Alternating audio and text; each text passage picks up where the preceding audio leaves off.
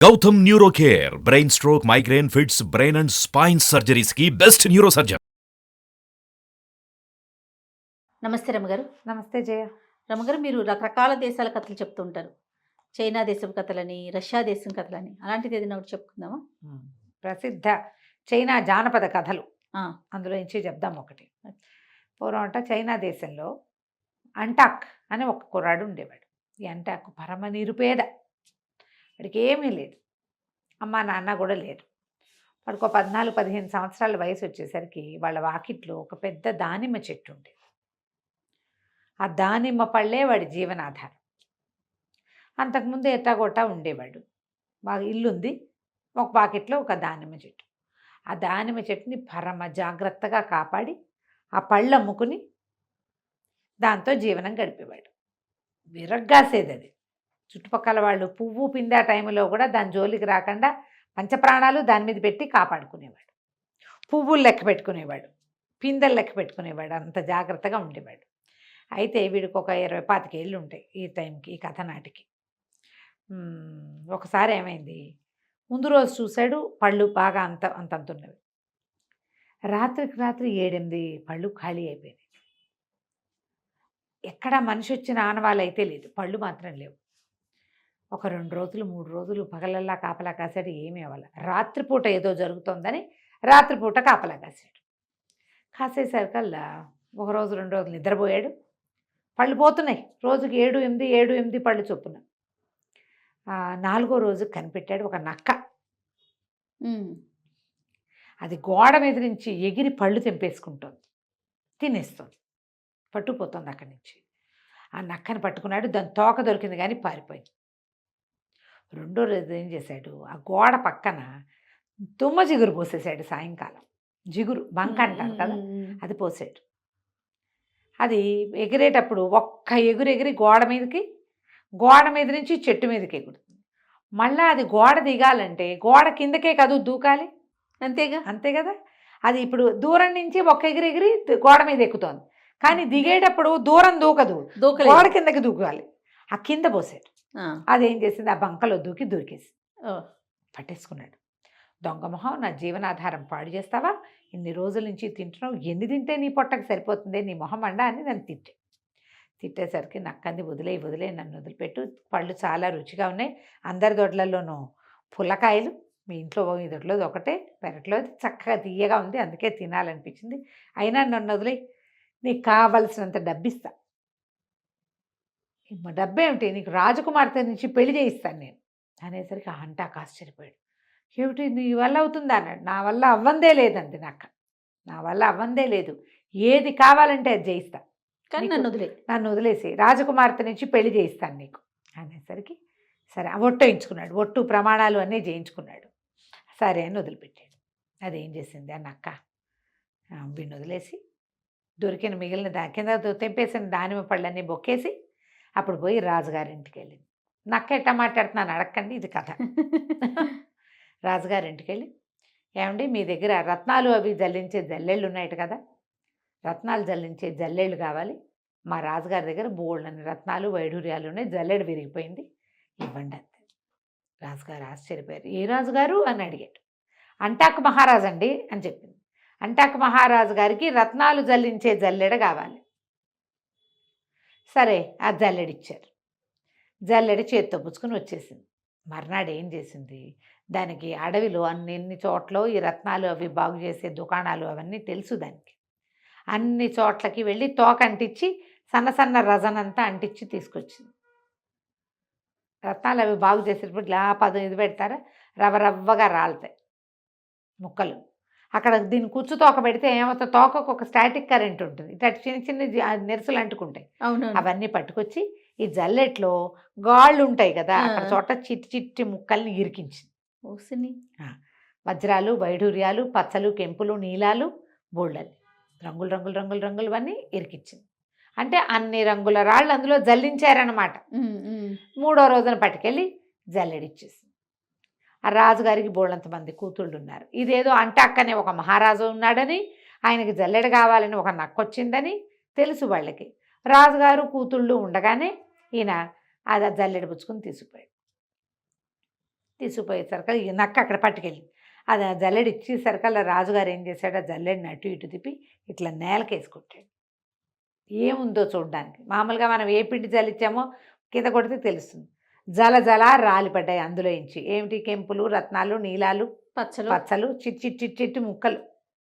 రాజకుమార్తె అలా రంగులు రంగులుగా పొడి పడేసరికి హే అని ఆ పొడంతా ఇట్లా ఇట్లా చేతులతో పట్టుకుని మెరుపులు చూసుకుంటుంటే నక్కని అబ్బో మీకు ఇంత ఇష్టమని చెప్తే బస్తాల కొద్దీ తోలిచ్చేవాళ్ళంగా మహారాజు గారికి చెప్పి అంటాక మహారాజు తోలిచ్చేవాడు మీకు. బస్తాల కొద్దీ ఇస్తారట. బస్తాల కొద్దీ ఇస్తాం కదా, వజ్ర వైడూర్యాలు, రత్నాలు, మరకతాలు, మాణిక్యాలు అనేసరికి రాజుగారికి ఏమనిపించింది, మహారాజుకి ఈ అంటాక్ ఎవడో ఓ పిల్ల నుంచి వాడికి పెళ్లి చేసి వాడిని అల్లుడిని చేసుకుంటే అవన్నీ మనకే అంతే అని చెప్పి, ఏమేనక్క మీ అంటాక మహారాజుకి వయసు ఎంత ఉంటుంది అంది. ఎంతేమిటండి, ఓ 10 ఏళ్ళు ఉండవు అంతే అనేసరికి ఈయన కూతుళ్ళ కేసు చూసి ఆఖరి పిల్లకి ఒక 16-17 ఏళ్ళు ఉన్నాయి. ఆ పై పిల్లలకి ఇంకా పెళ్ళి అవ్వాల, 2-3 ఉన్నారు. ఈ చిన్న పిల్లనిచ్చి పెళ్లి చేస్తే బాగుంటుంది. సరే ఆఖరి పిల్లనిచ్చి పెళ్లి చేస్తాను అనేసరికల్లా నువ్వు మధ్యలో మధ్యవర్తిత్వం చెయ్యి, మీ రాజుగారికి ఎట్లాగైనా మా పిల్లనిచ్చి పెళ్లి చేయాల్సిందేని అన్నాడు పెద్దరాజు. నక్కంది అట్లాగే అని చెప్పి పరిగెత్తుకుంటూ అంటాక దగ్గరికి వెళ్ళి, రెడీ అయిపో, నీకు రాజుగారు చిన్నమ్మాయి నుంచి పెళ్లి చేసేందుకు ఏర్పాటు చేసి వచ్చాను అనేసరికల్లా అంటాక ఆశ్చర్యపడి, ఏమిటి పెళ్ళే బాగానే ఉంది కానీ నాది పెళ్ళి అంటే ఎంత సన్నాహం, నా దగ్గర ఏముంది, దానిమ్మ చెట్టు తప్పిస్తే దిక్కులేదు నాకు, ఏం చేయాలంటే దానికి అంతాకి నేను చెప్తా కదా, నువ్వు బయలుదేరరా అని చెప్పి మర్నాడు పొద్దునే బయలుదేరేసింది. బయలుదేరాక ఏం చేసింది, రాజుగారు ఒక ఏరు దాటాక రాజుగారి కోట, ఆ ఏటికి ఉండుండి పొంగొస్తూ ఉంటుంది. ఏరు పొంగుతుంది, పైనుంచి నీళ్ళు వస్తాయన్నమాట. అదే నువ్వు ఏట్లో దిగుని మళ్ళోత నీళ్ళలో నుంచోబెట్టి ఇప్పుడే వస్తానని రాజుగారి దగ్గర పరిగెత్తుకుంటూ వెళ్ళి, అయ్యా మీరు పెళ్ళన్నారు, ఆమె ఆఖరి పిల్లని చేసుకోవడానికి అంటాక్ మహారాజు ఒప్పుకున్నాడు, బయలుదేరి తీశాను, మీతో మాట్లాడతాడని నవరత్నాలు అవన్నీ బళ్ళకి ఎత్తిచ్చాడు బస్తాల కొద్దీను, మరి పెళ్ళికి సన్నాహం చేసుకున్నాడు, తీరా ఏరు దాటుతుంటే ఏరు కాస్త పొంగిపోయి రత్నాల బళ్ళన్నీ కొట్టుకుపోయాయి, రాజుగారి పెళ్లి బట్టలన్నీ పోయాయండి, ఆయన నీళ్లలో నుంచునున్నాడు, మరి ఏదైనా ఏర్పాటు చేయండి అనేసరికల్లా ఈ రాజుగారు ఏమంటాడు, కాబోయే అల్లుడిని తెచ్చుకోవద్దు, రత్నాలు ఏముంది బస్తాలు పోతే పోయినాయి మళ్ళీ ఉంటాయి వీళ్ళ దగ్గర అని చెప్పి ఏం చేశాడు, పెద్ద పెద్ద బళ్ళ నిండా బట్టలు నగలు అన్నీ వేసుకుని తీసుకొచ్చాడు. నీళ్లలో నుంచి అంటాకని బయటికి తెచ్చారు. చక్కగా పరివారం వచ్చి ఒళ్ళు తుడిచి మంచి బట్టలు తడిగి నగలవి ధరింపజేసి తీసుకుపోయారు. తీసుకెళ్ళాక సరే పెళ్లి చేసేశారు. పెళ్ళి అయిపోయాక పిల్లని పంపించద్దు, పెళ్ళి అయిపోయింది, అందరూ చాలా మెచ్చుకున్నారు. కుర్రాడు చక్కగా చాకులాగా ఉన్నాడు, బోల్డ్ ఆస్తిపరుడు, రాజు, రత్నాలు వజ్రాలు జల్లెలతో జల్లిస్తారని చెప్పుకున్నారు. సరే కథ అంతా అయిపోయింది. పెళ్లి తర్వాత ఇవ్వాల్సిన విందులు వినోదాలు కూడా జరిగిపోయినాయి. ఎవరు మీ చుట్టాలు రాలేదేమిటని అడగల రాజుగారు. నక్కేం చెప్పిందంటే వాళ్ళకి ఇలా వాళ్ళని వీళ్ళని అందరినీ పిలిస్తే చాలామంది వాళ్ళ పిల్లల్ని చేసుకోమంటున్నారు, నేనే మాట్లాడి పెట్టాను కాబట్టి చుట్టాల పక్కాల గురించి అడగబాకండి, వాళ్ళు ఎవరైనా వస్తే తలకాయ నొప్పండి. ఓహో మనకేం కావాలి, ఆ మంచి కుర్రాడు లట్టుగా పట్టేయాలి, పట్టేశాం అంతే. అక్కడి నుంచి పెళ్ళి అయిపోయింది, ముచ్చట్లన్నీ తీరాక ఇప్పుడు నక్కని పిలిచాడు అంటాకు. ఇప్పుడు మా ఇంటికి తీసుకెళ్ళాలంటే మనకేముంది గతి ఎక్కడ అంటే, నువ్వేం కంగారు పడకు, నిన్ను బ్రహ్మాండమైన కోటలో స్థిరపరిచే పూచి నాది, దానిమ్మ చెట్టు మాత్రం నాకు వదిలేయాలి నువ్వు. ఓహో సరేనన్నాడు. అక్కడి నుంచి రాజుగారికి ఏం చెప్పింది, బయలుదేరి తీస్తే రాజుగారు మా రాజుగారు మీ పిల్లని తీసుకుని ఇంటికి వెళ్ళిపోతాడని. రాజుగారు చక్కగా ఒక పెద్ద సైన్యాన్ని 100 మందిని ఇచ్చాడు, ఓ 25 మంది పనివాళ్ళని ఇచ్చాడు అమ్మాయికి సహాయం చేయడానికి. అక్కడి నుంచి 2-4 మేనాలు, బట్టిండా, నగలు, బట్టలు, పిల్ల చిన్నప్పటి నుంచి వాడుకునేవి, అమ్మాయి జవహరి అంతా ఉంటుంది కదా, బాల్ తొడుగు అవన్నీ సర్దిచ్చారు. వీళ్ళు పెద్దగా ఒంటెల మీద బయలుదేరారు. గుర్రాల మీద, ఒంటెల మీద, గాడిదల మీద సామాన్లు వేసుకుని మళ్ళీ పిల్లకి సంవత్సరానికి సరిపడా సరుకులు ఇస్తారట అక్కడ. అవన్నీ ఇచ్చారు. శాస్త్రానికి అక్కడ బోళ్ళు లేవు, వీళ్ళు ఇవ్వాలి కాబట్టి ఇచ్చారు. మా చిన్నపిల్లకి ఏమి ఇచ్చారు అంటే చెప్పుకోవాలి. అదే ఇవన్నీ బయలుదేరాక ఇవి అంటున్నారా నక్క పరిగెత్తుకుంటూ ముందుకెళ్ళిపోయింది. బాగా వెళ్తే ఒక వర్తకుల బిడారు వెళ్తుంది, ఒంటెల బిడారు. బిడారులో వాడిని కనపడి, బందిపోటు దొంగలు వస్తున్నారు, జాగ్రత్తగా ఉండండి అని చెప్పేసరికల్లా వర్తకుడు వెనక్కి తిరిగి చూస్తే ఈ అంటాక్ రాజుగారితో ఎంతమంది బయలుదేరారు, 100-200 మంది బయలుదేరారా, గుర్రాలు, లొట్టిపెట్లు ఇన్ని రకాలు ఉన్నాయా, వాళ్ళందరూ వస్తుంటే దుమ్ము రేగదు. ఆ దుమ్ము చూసేసరికి వీడికి భయం వేసింది, అమ్మో బందిపోట్లే, ఏం చేయాలంటే ఒక ఉపాయం ఉంది. వాళ్ళు వచ్చేటప్పుడు వాళ్ళలో ఎవరైనా ముందొచ్చి ఈ బిడారు ఎవరిది అని అడుగుతారు, నువ్వు అంటాక మహారాజు గారిదని చెప్పు, ఒంటెల బిడారు అంటాక్ మహారాజు గారిది. ఆ మాట చెప్తే నిన్ను వదిలేస్తారు. అంటాక్ మహారాజు అంటే బందిపోట్లకి గుండె టెర్రర్ ఓహో. అని చెప్పింది. సరే, ఇంకా ముందుకు పరిగెత్తింది. ఒక గొర్రెల బిడారు కనపడింది. ఒక 1000 గొర్రెల్ని కొంతమంది తోలుకుపోతున్నారు. వాళ్ళని కూడా బెదిరించింది. వెనక్కి తిరిగి చూడండి, బందిపోటు దొంగలు వచ్చేస్తున్నారు చెప్పేసరికల్లా హడిలిపోయారు. అయ్యి బాబాయ్, బందిపోట్లు వస్తే ఇంకేముంది, మమ్మల్ని చంపేశారంటే 1000 గొర్రెలు తోలుకుపోతారు. ఉమ్. ఇప్పుడు ఏం చేయాలన్నారు. ఏమి చేయక్కర్లా, ఈ బిడారు వచ్చి మిమ్మల్ని అడుగుతుంది, ఎవరు ఏమిటి అని వాళ్ళు అడుగుతారు. అంటాక్ మహారాజు గారివి గొర్రెలు అని చెప్పాలి మీరు. ఒంటెలు. గొర్రెలు, ఇది గొర్రెల బిడారు, మొదటిది ఒంటెలు, ఒంటెలు, ఆహా. ఇది గొర్రెల బిడారు అని చెప్పండి. వాళ్ళు మిమ్మల్ని వదిలేసి వాళ్ళ దారిని వాళ్ళు పోతారు. అక్కడి నుంచి వెళ్తూ ఉంటే ఒక పల్లెటూరు, దాని నిండా ఆవులు మేకలు. ఉమ్. వాళ్ళని బెదిరించింది. ఇక అందరినీ ఇదే పని. వాళ్ళకి చెప్పింది, మీరు వీళ్ళు వస్తున్నారు, బందిపోట్లు వస్తారు, ప్రాణాలు రక్షించుకోండి అంటే ఉనికిపోయారు జనం. అయ్యో అయ్యో, ఆవులన్నీ చూలు మీద ఉన్నాయి, మేకలన్నీ చూలు మీద ఉన్నాయి, అందరూ పసిపిల్లలు, మేము ఉన్నది 30 మందివే, 30 కుటుంబాలు, ఎటా కాపాడుకోవాలి, గొడ్లు వదిలేస్తే ఇంకా మాకేమీ లేదు, మాకు ఇదే ఉందంటే మీరేం భయపడద్దు, వచ్చిన వాళ్ళకి ఇది అంటాక్ మహారాజుదని చెప్పండి. ఈ గ్రామం అంటాక్ మహారాజుకు సంబంధించింది. మీరల్లా ఏం చేయాలి, ఈ గొడ్లను రేపొద్దున మిమ్మల్ని రక్షించినందుకు అంటాక్ మహారాజుకి పాలు పెరుగు నెయ్యి ఇద్దరు కానీ, అంతే, అంతకంటే ఏం లేదు. సరేనని అన్నారు వాళ్ళు కూడా. అక్కడి నుంచి ముందుకు వెళ్తే ఇవన్నీ దాటి వెళ్ళాక ఒక పురాతనమైన కోట ఒకటి ఉంది. ఆ పురాతన కోటలో ఒక రాక్షసుడు ఉన్నాడు. అన్ని సమస్తమైన సదుపాయాలు ఉంటాయి.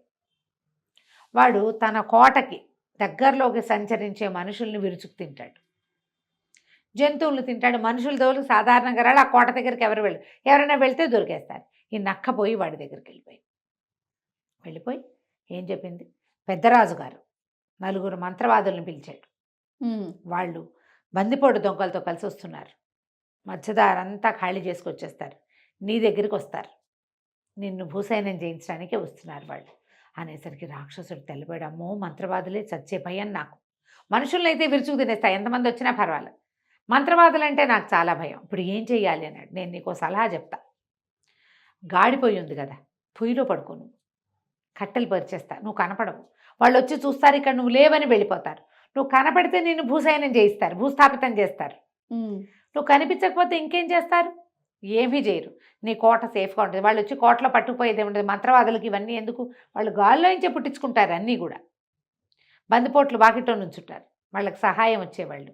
4 మంత్రవాదులు లోపలికి వస్తారు, నువ్వు కనపడవు అని చెప్తే రాక్షసుడు ఏం చేశాడు, సరేనని గాడిపోయి, పెద్ద గాడిపోయి ఉంది వాడికి. ఒక దున్నపోతం తెస్తే దున్నపోత మొత్తాన్ని వండుకుని తింటాడు వాడికి అది అలవాటు. ఓహో. పచ్చి తినే అలవాటు లేదు వాడికి. వాడు రోజు వారడి వంటకి చాలా పెద్ద గాడిపోయి, పెద్ద పెద్ద మూకుళ్ళు ఉన్నాయి. ఈ రాక్షసుడు పోయి అంత పెద్ద గాడిపోయిలోనూ పడుకున్నాడు. పడుకుంటే ఇదేం చేసింది, గాడిపోయి పైదాకా కట్టెలు పేర్చేసింది. వాడు లోపల పడుకున్నాడు. ఇదేం చేసింది, చల్లగా గాడిపోయి అంటించేసి దాని కింద పడుకున్నవాడు ఎట్లా లేచి వస్తాడు, అదే కదా, మొత్తం అంటుకుపోయి వాడు కాస్త అయిపోయాడు అర్పణం.